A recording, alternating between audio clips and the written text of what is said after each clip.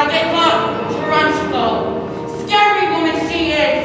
Imagine what she's going to do to a horrible little goblin like you, boy. Now get off to bed, you little buckworm.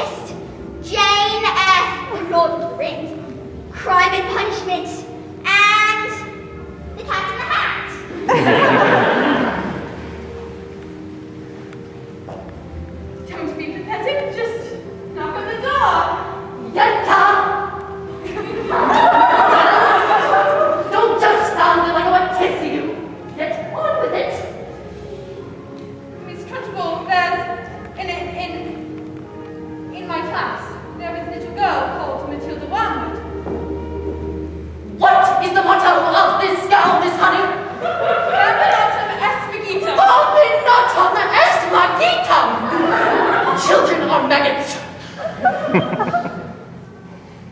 Miss Trunchbull, Matilda Jr is a genius. It is my opinion that this little girl should be placed with the 11-year-old. We cannot just place her with the 11-year-old! What kind of society would that be? What about roles, Miss Honey? Roles? I believe Matilda Jr is an exception to the rules. An exception to the rules in my skull! Look at this trophy, see how the trophies gleam in the sunlight, see how they shine. What do you think it took to become English hammer-throwing champion? 1969. You think that moment, tiny moment came that I changed the world? I hope this day. No!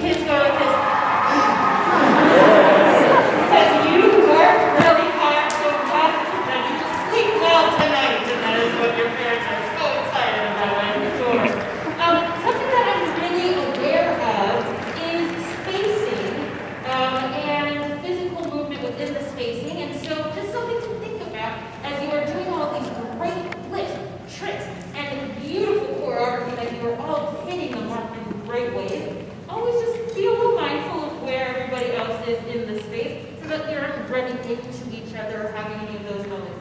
That could have been just as simple as like, oops, my shoe, like got slippery on the carpet, and I wasn't where I was usually. So I completely understand if that wasn't traditionally how the thing works. But there were moments where I was like, oh, wait, oh, okay. No, they're fine. They're okay. Wonderful. But yeah, it's because the choreography is so stellar that I was able to pick up on some of those moments. Some other great things was the character work that you had. Now, literally, you had the young person who played the mom. Hi, what's your name? Ella. Hi, Ella. Ella had a moment, like literally a moment. But Ella, you made such a great impression because you put the character of the mom in your entire body. You like physicalized it from the moment you came off the stick. Like it was really exciting to watch, and I immediately knew exactly who you were. Same with the gentleman who played the dad. Hi, what's your name? It's nice to meet you. Wonderful work. So again, yes, the character work that was all the body encompassing physicality. I love seeing that. So thank you. So yes, it may have been a small moment, but it was an impactful moment for me to watch. That rope work. Oh my goodness.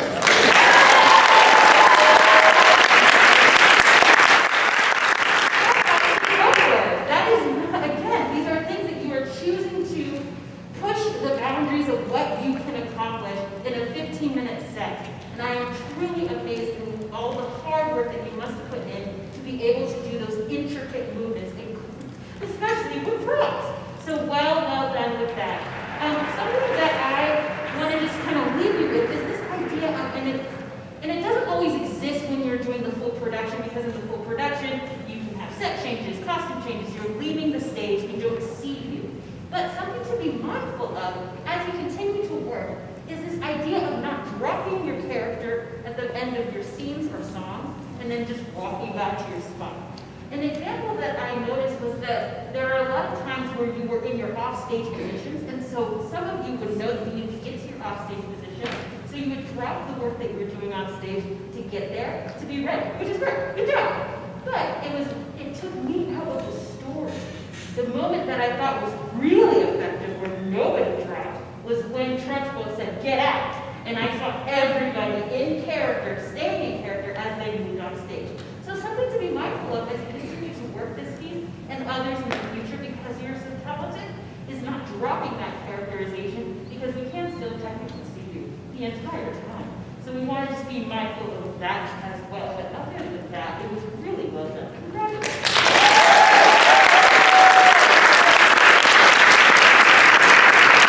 All right. I just want to acknowledge how amazing and focused you were, even though we were hearing sound from next door, which sounds like another Matilda happening over there. I just want to call that out, like, so we don't pretend like that didn't happen, because it was the most sweetest, softest moment in here, and it was like, la, in the other room. Matilda, Kenzie, so great. You know, it's one of those things where this is a perfect show for a group like this, and you also have to make sure you have all of the pieces of the puzzle, and it just feels like this is a great put-together puzzle. Like you had all of the pieces, the characters, to do it, so that's really great. I just want to also commend Trunchbull, right? That's not an easy thing.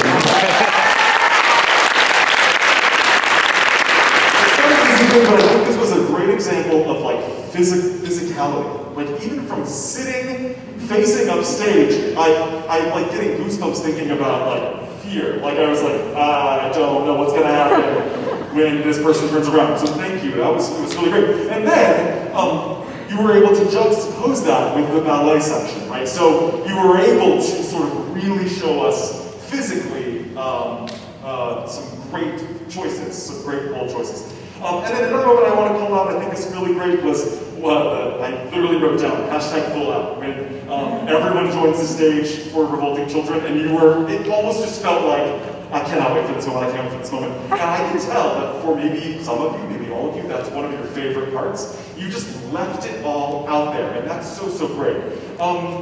The only thing I would want to push you toward is not losing vocal quality because of energy and like physical dancing, right? You have to still hold on to those harmonies and really keep singing to the end of the phrase. Harmony is amazing, right? Because it's a solo unless there are other voices. And so it's like just the intrinsic in the idea of harmony. It means we all have to work together to make it happen. So I would just encourage you to take a little bit more time or to really think about what those harmonies are, where I am choreographically, and how much more I have to give in order for us to have a nice full sound. Does that make sense? Really great job. Congratulations.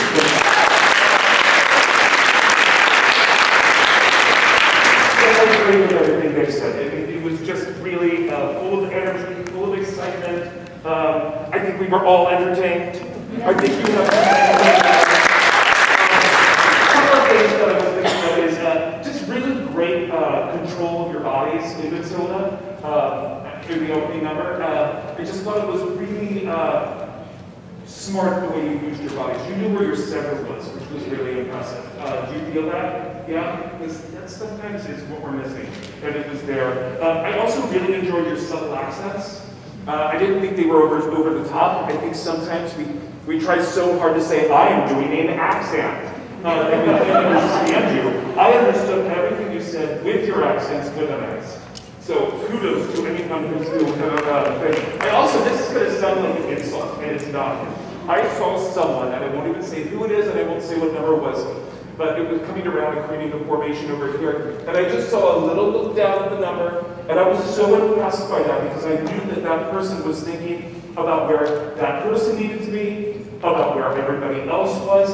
And if you were in a show on a stage, no, I wouldn't want to see you looking at the number. You should already be able to see that. But in this space, you've never performed before. You did it. That's good acting technique. That's a pro. Okay? Really great. But let's just do one quick thing.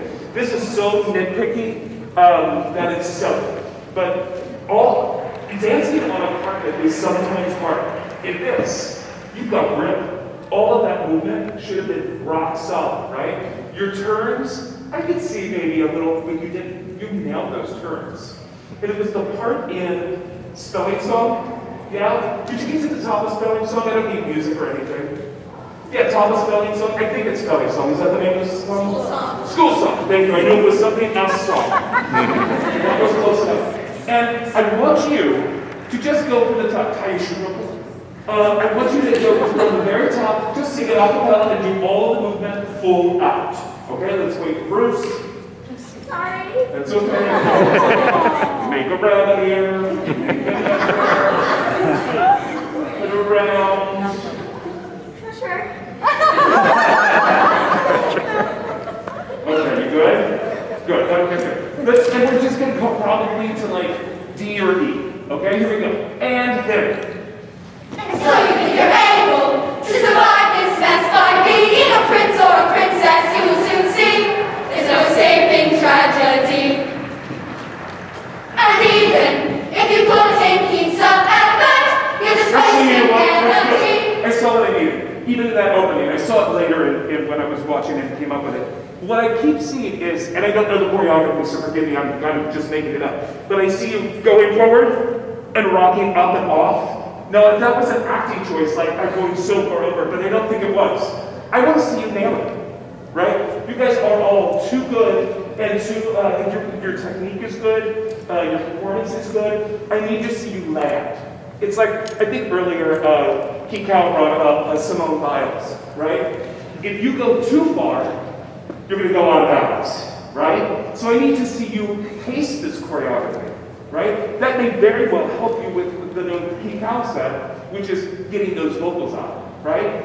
So pull it back about 10%, and I want to see everything landed. I don't want to see any heels coming out. I want to see it land, steady, all right? Let's do that again. Watch your feet. I only watch feet. I can see the other bodies, especially with white shoes. It's perfect. Here we go. And so you think you're able to survive this mess by being a prince or a princess, you will soon see there's no escaping tragedy. Great. Did you feel a little different in that? Did you see the control? I wasn't worried that somebody was going to fall over or not and miss it, right? It gives you that center even more. So sometimes in this kind of a show, sometimes you really do have to like just at 5%, so you can really stick. Did you feel a little different? Awesome. Have you done the show yet? No. What are you doing? We just finished the stage yet. Got it. Well, I was going to give other advice, but don't worry about it. Did you see the difference? Did you feel it? Awesome. You guys were awesome. Take a bow.